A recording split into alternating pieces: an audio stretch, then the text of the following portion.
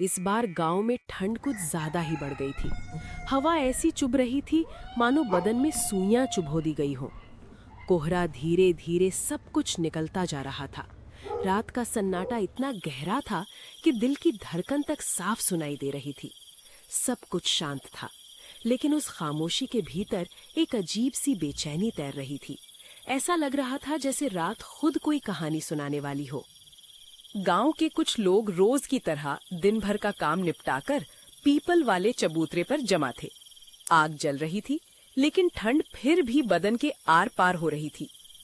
मोहन बोला, भाई, इस साल की ठंड तो हद से ज्यादा पड़ रही है। ऐसा लग रहा है जैसे माघ का पाला अभी से पड़ गया हो। रमेश बोला, सही कह रहा है तू। सुबह ट्रैक्टर स्टार्ट करते वक्त हाथ ऐसे सुन पड़ जाते हैं जैसे उनमें जान ही ना बची हो। रामू धीमी आवाज में बोला, मुझे ठंड से ज्यादा उस बात की चिंता है जो श्यामू ने कल रात कही थी। श्यामू ने बताया था कि कल रात नदी के पास एक अजीब सी परछाई घूम रही थी, एक औरत की, वो भी बिल्कुल अकेली। श्यामू तो उसे देखकर बेहोश होते होते बचा। हवा और ठंडी हो गई।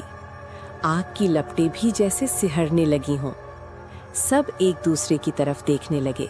इतने में मोहन बोला, और देखो यार, इतनी रात हो गई लेकिन बालकिशन काका अभी तक नहीं आए।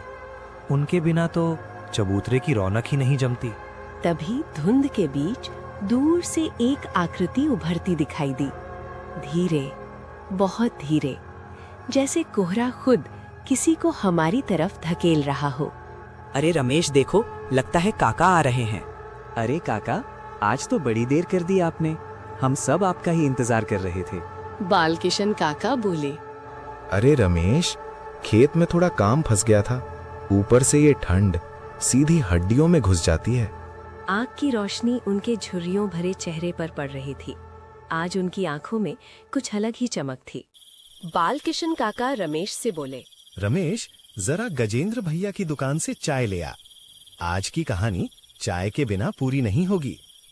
चाय आने तक सब खामोश हो गए।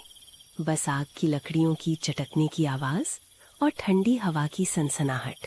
रामू बोला, काका, आपकी कहानियां सुनते वक्त तो लगता है जैसे सब कुछ आंखों के सामने हो रहा हो।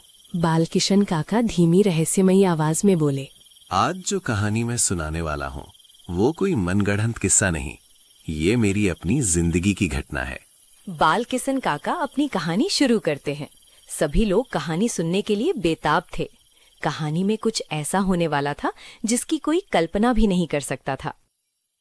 तो दोस्तों, क्या होगा कहानी के अगले भाग में, ये जानने के लिए चैनल को अभी सब्सक्राइब करें और लाइक बटन दबाना ना भूलें ताकि आप अगला भाग मिस न कर सकें।